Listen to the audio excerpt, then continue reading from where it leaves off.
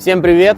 С вами IG Daily. Сегодня у нас на тесте BMW пятерочка 520 G30. В общем, сегодня она у нас, и мы будем ее обозревать, скажем так. Итак, что у нас сегодня здесь? Адаптивные LED-фары, устремленный вперед вид, очень приземистый автомобиль, очень красивый, черный, такой же, как и должен быть BMW. И сейчас мы сразу же заглянем под капот.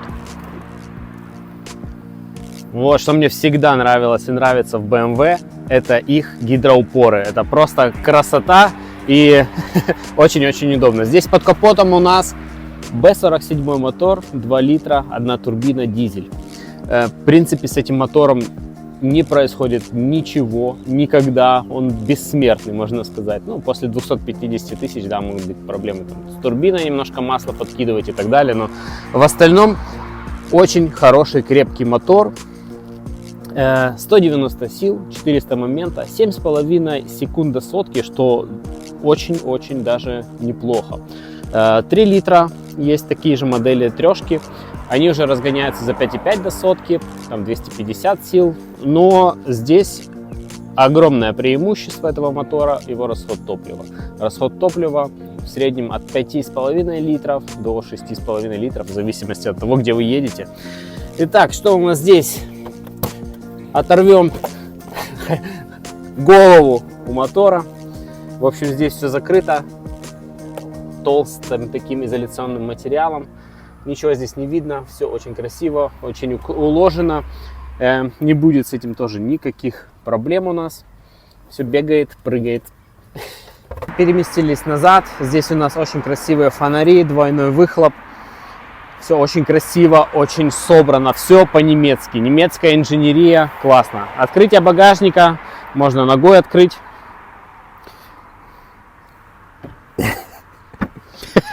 Простите, я тут на заднем фоне сегодня немножечко комментирую видео. Это BMW, да. Так, ну, человек сюда, конечно, целым не поместится, скорее всего. Но багажник довольно объемный. Будет сложно засунуть сюда что-то более большое, чем, например, детская коляска. Уже тогда ящик с водой сюда вряд ли поместится. Ну, небольшая сумка сюда вместится, поэтому если у вас нет детей, эта машина для вас, скажем так, по багажнику. Смотрим, что у нас сзади находится. Открываем дверь. Блин, ну здесь, конечно, красиво. Кожаный диван. Спинка, я так понимаю, у него не регулируется. А это, конечно, огромный минус седанов.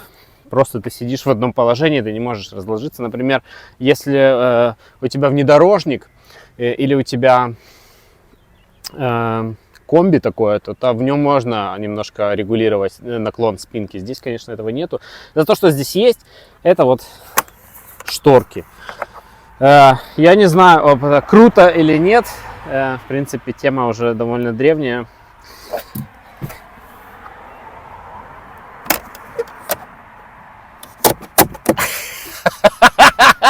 Ну, блин, это такая тема на любителя, конечно. Если бы она автоматическая была, да, как задняя. Задняя шторка здесь автоматическая, а это, ну, под вопросом. Итак, я сяду сам за собой и посмотрим, сколько здесь места. Ну, классно, потому что у них есть здесь выемка. Кстати, переднее сиденье с ломающейся спинкой. Ну, то есть она тоже еще подгибается. О, здесь есть ветродуечка в боковой стойке. Это тоже довольно классно. Будет удобно сидеть и комфортно. Двухзонный климат задний, раздельный. Здесь также есть обогрев сидений. Можете все сами регулировать здесь. Так, что у нас здесь? О, здесь есть зато подстаканнички. Ну, классно. Все стандартно, все интересно. Здесь, кстати, можно лыжи положить. Ну, на самом деле не у всех автомобилей можно лыжи так положить через окошко. Ну что, друзья, окунемся в мир роскоши и комфорта этой прекрасной BMW. Кстати, двери здесь с доводчиками. Блин, ну мое почтение, конечно, красота неописуемая здесь. Ой. Ну, очень, что мне сразу бросается в глаза, это темное дерево, это полированный алюминий, причем везде на руле здесь, кожа, все материалы очень приятные на ощупь, мягкие. Здесь, даже здесь внизу, посмотрите, здесь внизу очень мягко. Блин, просиликоненные. Хозяин очень следит за автомобилем, просто нигде не пылинки.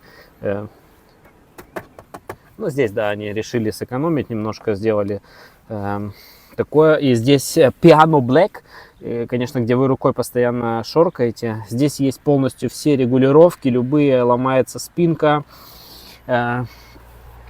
вперед-назад, подголовнички, все регулируется. Автоматический свет, ближний, дальний, все здесь сделано, все очень классно и качественно. Итак, наверное, здесь, кстати, здесь, что сразу мне бросилось в глаза, это, я сейчас просто включу, надо включиться, надо завести, ну ладно, это сенсорный дисплей здесь, сенсорный дисплей, что тоже очень придает виду этому автомобилю. Ну, по удобству это такой вопрос, конечно, но очень современно выглядит, скажем так. Здесь у нас панель работает без всяких лагов. Очень классно, что здесь очень тоже все красиво, все отображается. Здесь LED-приборка. Ну, частично. У них, у BMW почему-то они посчитали, что будет круто сделать, если внутри будет LED, а снаружи нет. Тоже сомнительно. Также здесь это не LED, а внутри стрелки это все тоже электронное. Ну, как говорится, у всех свои заморочки в голове, свои тараканы. Но выглядит очень современно, очень красиво. Все читается, очень красивый белый свет. Ну, в принципе, все очень здорово. Вот этот рычаг, я уже хозяину сказал, надо поставить такой, у них есть кристалл. Кристалл будет круто выглядеть. Да, от комплектации зависит, но и также надо тогда сразу менять вот этот джойстик, который там стоит. Джойстик тоже идет кристаллический. Да, поэтому... вот это будет, конечно, очень круто, потому что вот эта фигня, я не знаю, это с Е60, по-моему, еще осталось. С рестайловой. Да. Так, присосочки у нас тут стоят. Что это за десептиконы тут поселились? Так, запускаем двигатель. Вот эта натяжка ремня, это, конечно, такая бестолковая тема, на самом деле, вообще мне не нравится. Так, поставим тут 20 градусов, автоматический климат здесь стоит. Ну и поедем. Коробка здесь 8HP стоит. Неубиваемый ZF. Очень хорошая коробка, с ней тоже ничего не происходит. BMW заявляет, что она необслуживаемая, то есть масло в ней менять не надо. Ну, конечно, это как и в любой другой коробке. Обслуживать ее необходимо, менять масло, потому что с фрикционов там остается металлическая пыль и так далее. Забыл рассказать про вот это чудо, кстати. Просто шикарный ключ. Во-первых, переверни, а там слева кнопочка есть, слева сбоку, внизу. Вот это. О, вот она, пам-пам. Ну, тут хозяин понаклеивал, конечно, всякой ерунды, но, да, там типа а-ля целый телефон у тебя, алло. Ну, очень круто, мне всегда нравились эти ключи, очень классно, ну, надо не провтыкать батарею, да, заряжать. Насколько хватает батареи? О, надолго, на самом деле, Да. тем более тут есть беспроводная зарядка, и, ну, на недели 3 точно хватает. Ну, хорошо, поехали посмотрим. Сразу, что бросается в глаза, это невероятная плавность хода. Что сразу не нравится мне, это, конечно же, рокот дизеля. Все равно его слышно в салоне. Немножко чувствуется вибрация от дизеля. Конечно, в машине такого класса хотелось бы полностью минимализировать эти звуки, эти вибрации от дизеля. Но, да, это дизель, и от этого никуда не уйдешь. Есть другие положительные стороны, как я уже говорил, дизеля. Это невероятно малый расход топлива для такого огромного автомобиля. Вес автомобиля тонна 700.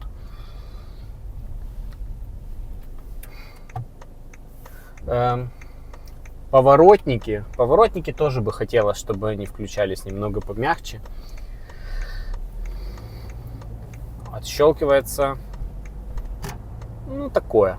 Да, тоже довольно древнее. Это еще тоже, по-моему, с Е60 эти все.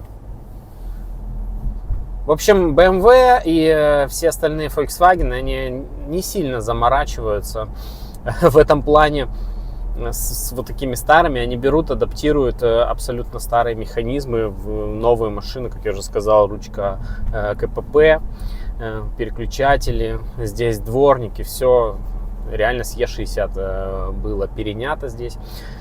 Очень классно выглядит дисплей. Дисплей очень большой, читабельный. Здесь есть эта крутилка, тоже можно набирать, посмотреть. Сейчас средний расход вообще стоит у хозяина 6,6 литра. Настройки айдра, водительские профили, все есть. Все довольно приятно работает на самом деле. Здесь также есть беспроводной CarPlay. То есть вам не надо никаким проводом подключаться. Подключается через Bluetooth, работает, ну, по моему мнению, очень даже неплохо. Да, как я уже сказал, стоит отметить превосходную работу коробки. Просто переключаются передачи. Вообще не понимаю, какая передача сейчас включена. Не слышно, когда они переключаются. Просто надо реально вслушиваться. Вот вы вслушиваетесь, да, и вы понимаете, так, переключилась передача какая-то там с 3 на 4 или еще что-то. Ну, вообще она едет очень стабильно, очень ровно, очень плавно. Подвеска плавно работает. Шумоизоляция очень хорошая. Конечно, мое почтение. Салон здесь просто я даже не ожидал, что он такой хороший будет. Сиденье, как и у всех BMW, просто на высочайшем уровне. Очень мягкое, очень удобное, классно вообще. Я очень чувствительный, скажем так, к плохим сиденьям. Мне сразу начинает болеть спина, если они как-то не так сделаны, у них какая-то неправильная конструкция, неправильная, в каких они положениях стоят. То есть мне тогда надо в большинстве автомобилей почти лежа лежать. Здесь я сижу, и спина у меня, ну, в около 90-градусной позе, скажем так. Но из-за того, что у них спинка ломается, она такая полукруглая получается, и из-за этого очень удобно мне лично сидеть. Также здесь в чем BMW превосходит даже другие автомобили и другие марки, в том, что очень удобно голове. То есть вы можете так положить голову, и она у вас не будет где-то сзади, вот так не запрокидывается назад, потому что здесь вы подвинули подголовник, здесь вы подогнули себе эти ушки, и очень удобно и классно сидеть. Тормоза здесь алюминиевые ступицы, это дань спортивному, даже не прошлому, а настоящему BMW. То есть BMW считает, что эта конструкция какое-то имеет преимущество. Я, конечно же, так не считаю. Это просто удорожает, на самом деле, ценник на замену тормозов. Но уменьшает подрессоренную массу, или точнее не подрессоренную массу. И эта вся система вместе с подшипником колесным намного дольше живет, получается, в этом плане. Пробег у автомобиля 190 тысяч. Проблем, в принципе, с двигателем, коробкой или с другими агрегатами у него не было. Хозяин недавно поменял 2 передние стойки, потому что они вытекли. Стойки стоили каких-то там смешных денег, в районе 100 евро. Работают они тоже отлично, как я уже сказал, машина как вкопанная, держится за дорогу, у нее приземистый силуэт. Из-за этого невероятно удобно ехать на этом автомобиле по автобану, потому что сопротивление воздуха низкое, морда вниз уйдет, вся она обтекаемая, низкая, и на высоких скоростях хозяин говорит, что можно без вообще каких-либо проблем ехать 200, здесь очень хорошая шумоизоляция, никаких проблем нет с этим, и 8-ступенчатая коробка, она способствует достижению высоких скоростей и удержанию высоких скоростей, потому что мы сейчас едем, например, 80 км в час, у нас чуть больше 1200 оборотов. Ну, это просто шикарно. Кстати, вот сейчас мы едем в туннеле, красивая подсветка. Салон здесь они поработали просто очень классно выглядит, очень дорого, как я уже сказал, дерево, полированный алюминий, нет никакого хрома бестолкового, нет никаких там под карбон каких-то пластиков или просто карбон, потому что я считаю, что карбон, вот если у вас есть Макларен, да, или у вас есть там BMW M, то вы можете карбон все запихать. Если у вас пятерка обычная, то этого не надо. Но, как я уже сказал, есть у машины потенциал, так скажем, для тюнинга. Можно здесь поставить эмочный руль, он такой покрасивее, хотя это тоже очень классный, очень удобный. Все кнопки, не климат, а круиз-контроль здесь стоит. Круиза-контроля адаптивного в этом автомобиле нет, что хозяин мне тоже рассказал, что очень сильно удивляет, потому что все датчики, все есть, для этого нет только переднего радара. Хотя его можно, конечно же, подставить. Также ручка мне не очень нравится. Да, в принципе, мне вот эти ручки, они мне не очень нравятся. Самая классная ручка, как я уже говорил в других видео, это у Toyota. То есть классная ручка у Toyota, она очень информативная, удобная. Вот этот рычаг, он лучше, чем вот эта лесенка, или просто когда вы сверху вниз, он такой с одного положения в другого переключается, но она по тактильному не очень приятная. По ощущениям, как я уже сказал, и по виду она не сильно красивая.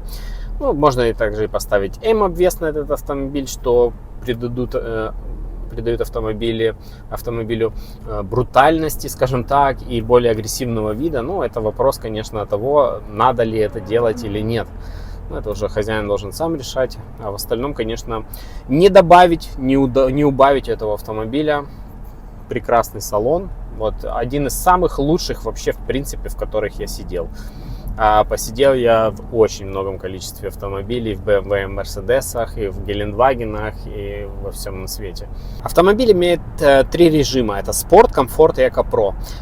Эко-про режим здесь немножко замудренный, поэтому о нем расскажет хозяин автомобиля.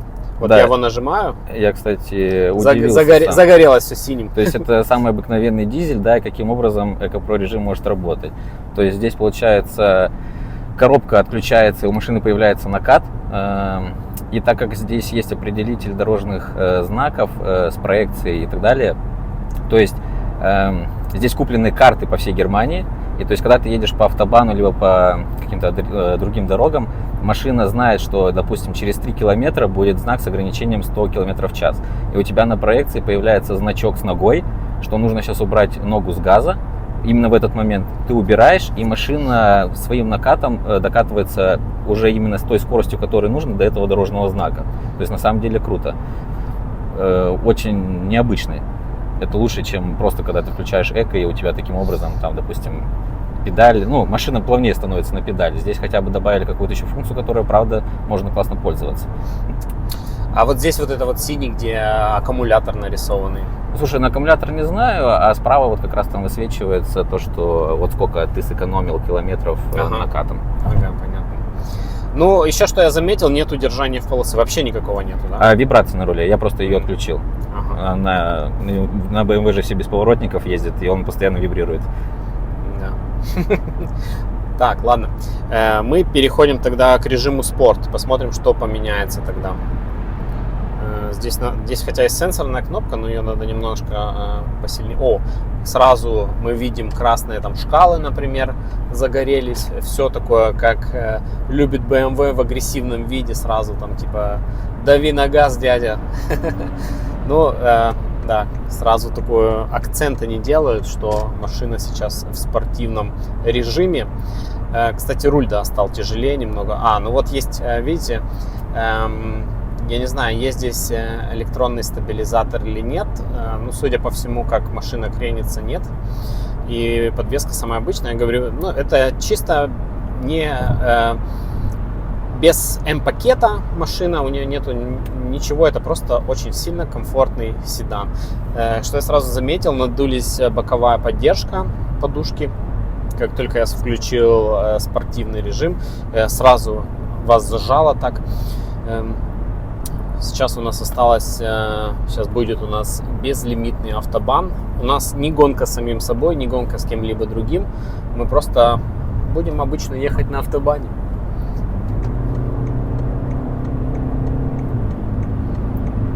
Кстати, передача тоже он тянет дольше, переключает позже. Ну, как я уже сказал, здесь всего лишь 190 сил на 1700 килограмм массы, и поэтому, ну, автомобиль разгоняется, ну так, скажем, посредственно, да. Мы доходим до отметки 200 километров в час. В принципе, автомобиль набирает их уверенно, стабильно. Но я не могу сказать, что прям есть какое-то впечатление, что у вас есть мощный мотор под капотом. Он просто хорошо, стабильно себя ведет. 215 километров, я думаю, больше нет смысла разгоняться. Это просто вот даже вот так, если мы едем. Что я хочу отметить на такой скорости, да, на 200 километров в час, что вы можете автомобиль управлять просто вот двумя пальцами. Никаких вопросов, очень стабильно держится на такой скорости. Очень приятно им управлять. Очень приятно по уровню шума здесь находиться. То есть шум очень слабый. Включим обратно мы комфорт. Сразу сдулись подушки эти. Автомобиль создан для того, чтобы ездить на нем по автобану. Ну что, мы можем поговорить об альтернативах. Данный автомобиль был приобретен за 20 тысяч евро. Там уже каждый может преобразовать в свою валюту. Эта машина, получается, 2019 года. Достаточно хорошей комплектации. На самом деле в Германии немцы, не знаю, я их не понимаю, они любят покупать механику и на ткани, чтобы все было. То есть в любом случае машину на такой комплектации сложно найти было. Но и здесь, конечно, много чего не хватает. Допустим, лично мне не хватает хорошей музыки. Здесь стоит самая стандартная. Люк хотелось бы. Ну, и там начинается дальше черная крыша, М-пакет. Но это, как говорится, BMW головного мозга уже. В принципе, эта комплектация называется Luxury Line. Это, да, вот сзади шторки, подсветка. То есть это больше как, наверное, такая для путешествий, не знаю, для водителя, чтобы возить кого-то сзади комплектация. Ну, вернемся к вопросу. Альтернативы. 20 тысяч евро. Что ты можешь купить себе? Я, кстати, сразу вспомнил шутку про белый потолок. Вот все они здесь делали, такие, ну, сидят такие мужики, делают салон. Так, вот это сделаем, здесь темное дерево, здесь полированный алюминий. И такой, да, и сделаем, короче, черную крышу. И какой-то один такой к ним в отдел заходит. Мальчишки, здравствуйте, я придумал, мы сделаем здесь белый потолок. Альтернатива, ну слушай, в голове сразу у меня альтернатива. Только не Ford. Нет, не Ford. У меня сразу в голове альтернатива. Это, конечно же, извечный соперник BMW. Это Ешка Mercedes. Это сразу самый первый автомобиль, который я могу себе представить. Да. Может быть, Ешка будет чуть-чуть дороже. Ну не чуть-чуть. Вот я тебе сразу перебью. У Mercedes кузов менялся всегда позже. И, допустим, по этой стоимости это ты возьмешь, наверное, какой-то 212-й рестайл, дай бог, но там у тебя еще мультимедиа будет из 90-х, ну то есть... Кстати, да, кстати, в Мерседесе, да, вот в чем проблема, что она может быть не сенсорная, да, здесь сенсорная, здесь можешь здесь крутить, а в Мерседесе, скорее всего, будет у них такой джойстик, на котором, типа, пальцем надо нажимать. И поэтому, да, ты прав. Ну, как еще альтернатива, конечно, наверное, будет, опять-таки, Audi A6. Альтернатива у нас, скорее всего, Kia Stinger. Но Stinger тоже, наверное, подороже будет, мне кажется. Но Stinger там уже интересные моторы. У них V6 битурбо, у них полный привод. Но у них, конечно, как и у всех корейцах, такой сомнительный очень салон. Вот этот материал на руле. Здесь 190 тысяч, здесь нет никаких протертостей, ничего. Ну да, он типа немножко блестел, потерял немножко свою вот эту структуру кожи. Но в остальном он остался очень хорошим. В Kia, если вы возьмете, то будет, конечно, вот эти материалы, это мультимедиа такого более низшего качества. Audi тоже, они у A6, у них немножко будет хуже мультимедиа, у них в этом году не будет электронной приборки. У них моторы, ну тоже мотор будет, двушка будет, но опять-таки здесь цепной мотор. Если вы берете хорошее масло, хорошие присадки, вы можете в эти цепи даже и не полезете. В Audi будет ременной дизель 2-литровый. А чтобы поменять на Audi ремень, вам надо опять-таки разобрать всю морду будет вам. И это будет дорогостоящее мероприятие. Ну, а ты что думаешь? Нет альтернативы. Нет альтернативы. Ну, правда, я пересмотрел много разных машин, и, ну, как я и сказал, единственное, допустим, я катался у знакомого на такой же BMW, только полностью пустой, где тканевые сиденья, нет диодных фар, ну, вообще ничего, от слова ничего, только вот этот экран один посередине. Даже CarPlay, получается, также там нет. Но я ничем не отличу ее от Приоры таким образом, то есть, ну, а стоят они, грубо говоря, одинаково. То есть, типа, немцы также продают и в такой же комплектации за ту же стоимость такую же машину. Ну, то есть, в любом случае, в BMW всегда очень сильно в глаза бросается комплектация. То есть, если ты сядешь в такую же машину с тканью, ну, и когда в ней ничего нету, ну да. Зачем тогда такая машина? Ну, здесь, конечно, комплектация очень хорошая, интересная. Также есть head-up дисплей. Head-up дисплей мне лично не нравится, не только в этой машине, а мне ни в каких машинах не нравится, это абсолютно бестолковая тема. Также здесь есть, показывает по картам навигации ограничение скорости постоянно у вас перед глазами и здесь, и здесь. Просто я не люблю вот это, когда оно дублируется, для меня это, ну, абсолютно... Ну, как мы вчера говорили, ты можешь его выключить, если хочешь, потом на проекции скорость меняет цвет. Допустим, если они белого цвета горят, то значит ты едешь правильно. Допустим, если ты уже начинаешь нарушать, загорается красным. Это очень помогает. Ну и на самом деле просто немножко BMW не доработала. Это, по-моему, уже появилось в рестайле, если я не ошибаюсь. В дорестайле этого нету. На проекцию выводится еще навигатор. И там у тебя показывается поверните налево-направо, да, но только со стандартной навигацией. CarPlay они выводятся. Вот в этом основная проблема всех марок, абсолютно всех марок. Они показывают только на стандартной навигации, а через CarPlay я всегда езжу с Google картами. И поэтому я всегда пользуюсь только ими. И мне оно никогда не работает в моем head-up дисплее. Поэтому, ну, оно мне и не надо абсолютно. Ну, это, конечно, да, такое, но оно здесь есть, как бы. Кому-то нравится, кому-то не нравится. Мне лично не нравится, поэтому я не могу отнести это к минусам. Это, скорее всего, просто, ну, даже плюс, да, к этому автомобилю. А вот что я отнесу то, что не к минусу, ну, это минус, конечно же, комплектации. Вы можете это все доставить. Это то, что нет удержания в полосе вообще, в принципе, только вибрация, да, как... Но вы заезжаете, оно бах повибрировало, нет такого, что он возьмет и подрулит. Но и из-за этого, конечно же, это тема, которая друг с другом связана. Нету адаптивного круиз-контроля, который по автобанам очень сильно хорошо. Ну, кстати, как альтернативу, для меня вопрос, конечно, Volkswagen закрыт абсолютно, но как альтернатива есть еще Passat. Алло, ты здесь засрал ручку КПП, которая прекрасная. Ну, очень прекрасно. А в Volkswagen до сих пор из 98-го года какой-то фаллотического, не знаю, простите за мой русский, как говорится, уже забыл слово. Ну, в общем, нет. Volkswagen вообще не стоит рядом. Да, ну, это как бы, да, я считаю, что все-таки... Ну, последний Volkswagen... Ну, можно было бы ради интереса, конечно, сравнить его Passatик. Но не последний даже, это будет вот этого года, 19-го. Он и по деньгам будет дешевле, он неплохой будет. Но, конечно же, что мне в нем не нравится, это здесь вот эти вот, сегодня все выпускают вот такие дисплеи, да, они сверху стоят. В таком будет Volkswagen еще здесь он встроенный. И, конечно же, сегодня, на сегодняшний день, это уже...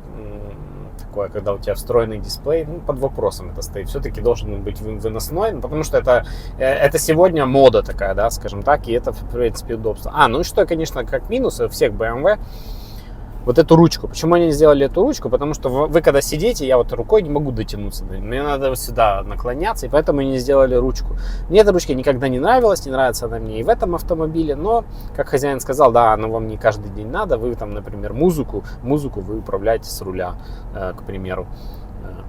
Можно музыку с руля? Да. Или это как в Porsche, что нельзя? Нет, кстати, я, если честно, даже сначала не знал как. Это мне потом наш общий вот друг здесь, подсказал. Да, ты должен вывести на проекцию. На проекции ты переключаешь, там выводится под меню, да, и там ты выбираешь следующий трек или предыдущий. Ну, в общем, подведем итоги. Конечно же, BMW не ударила в грязь лицом, сделали прекрасный автомобиль, который, в принципе, если сильно Ну да. Разобраться не имеет никаких здесь минусов. Единственное, Ты как главный хейтер, да. Ты когда сел в машину, ты сразу сказал, Да. блин, беру свои слова назад, да? ну, не во всех вопросах, салон прекрасный, конечно. Салон прекрасный, машина очень классно едет. Коробка, я же говорю, вообще не слышно, когда она переключает какую передачу, плавность хода. Все здорово. Единственное, конечно, для меня, для человека, у которого 2 детей, это вопрос места. Места мало сзади, места мало в багажнике. Но для этого есть у нас комби, да, универсал. Вы можете его купить, и я думаю, что это... Ну, и я уже, на самом деле, я езжу довольно долго теперь на внедорожниках, и машина прям, блин, реально низкая. Она реально низкая, просто вы низко сидите. Вот у нас сейчас спереди едет какой-то X3, и мы ему просто по заднюю ляду, где начинается у него на багажнике стекло. То есть у нас где-то здесь заканчивается крыша.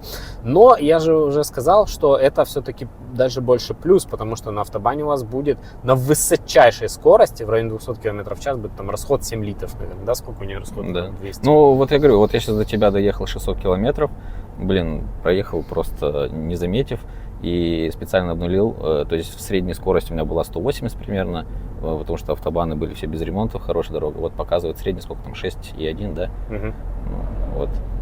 Вообще, когда я уже вот так вот, ну, где мы живем, катаюсь по работе и по городу, у меня доходит средняя там 6,5, 6,6. Ну, это также я по автобанам, ты всегда летаешь почти по 200. Ну, да, в общем, машина получилась, как и все другие BMW. Ну, и, как я уже сказал, это рестайл после F-серии. Ну, точнее, это якобы другая машина, но это на самом деле такая же самая, как и F-серия. Здесь они немножко поменяли, сделали внутри ребрендинг. По подвеске она такая же. Моторы одинаковые, коробки в принципе тоже одинаковые. Немножко у них софт помененный. Это, в принципе, F-серия, только она еще более допиленная. Уже F-серия была. Вот уже с F-серии мне машины, конечно же, нравятся. BMW. Все, что было до F-серии, скажем, то нет. С G-серии прям вообще жир пошел. Прям вообще мне так нравится. Конечно, я могу представить себе, что я уже где-то после G-серии могу себе приобрести BMW.